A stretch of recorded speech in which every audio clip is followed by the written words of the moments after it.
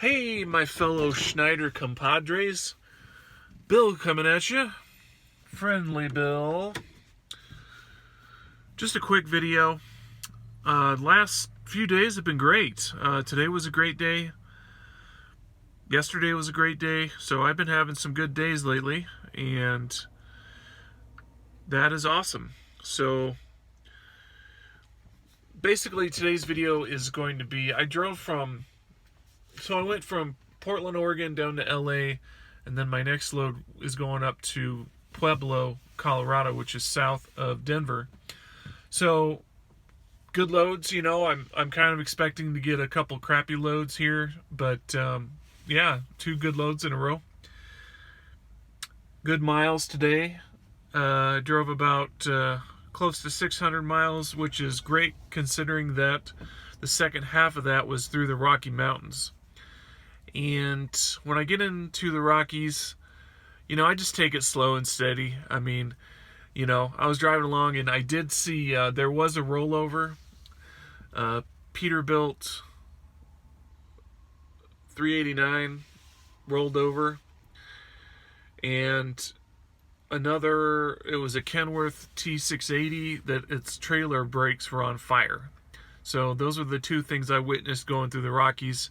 And to me, they didn't look like new drivers. It was a Peterbilt. It was kind of chromed up. It didn't look like a novice driver. It didn't look like a green driver, and it wasn't a company driver. So veterans can make mistakes. I think they become complacent. And with the critical event sensors that are in our company trucks, if you take a corner too fast, it'll trigger that sensor, and then we get a phone call and we have to talk to our DBL about it. And so the sensors kind of keep myself in check when it comes to taking turns too fast. I think what happens with some of these veteran drivers is, whether they drive that route every day or whether they're new to the route, they're taking turns quickly, and maybe they took that turn at 50, no problem. And then they said, well, take it at 53, no problem. Take it at 55, no problem. Take it at 57, bang, that's a rollover. So I think they're pushing the envelope, until they have a rollover. That's my opinion. Maybe it was a brand new driver and somebody else's 389. I don't know. But it didn't look like a new driver's truck to me. So there was a rollover, and then the Kenworth that also looked like a owner-operator's truck. I could be wrong, but the brakes are on fire. I utilized my Jake brake as much as possible. The roads were dry, not wet. Dry roads. I used my Jake brake so much, I was hardly on the brakes at all. Hardly on them at all. Just if I had to slow down a little bit more, then I hit the brake. So I didn't have any problem with overheating the brakes. When it comes to your Jake brake going down hills, if the road is dry, use it all day.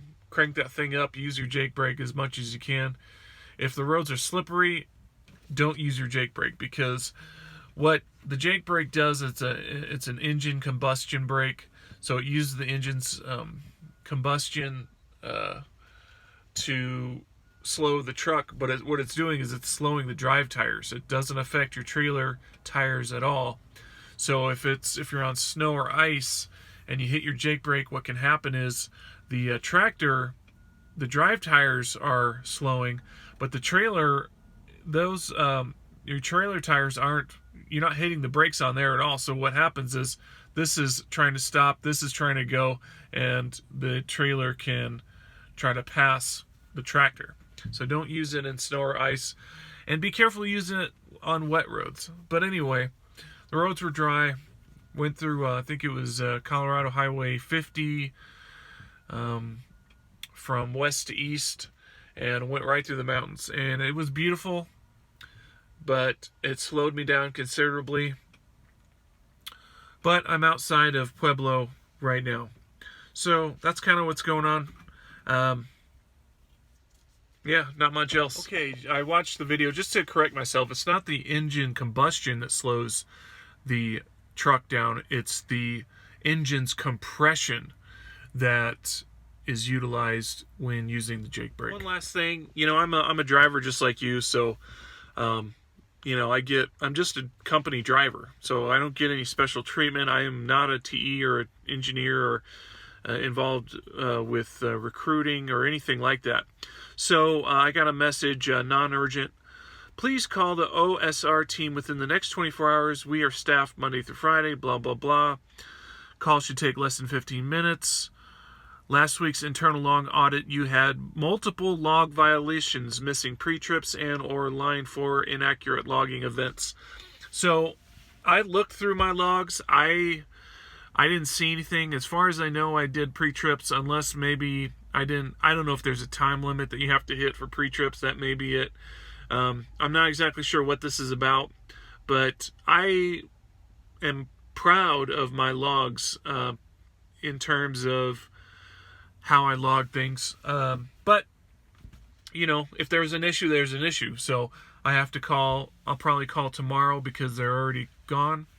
So I'll call tomorrow and see what's up, and it'll be a learning experience, and we'll just see how it goes. But, I get these messages just like everybody else if they have any issue, and that's it. So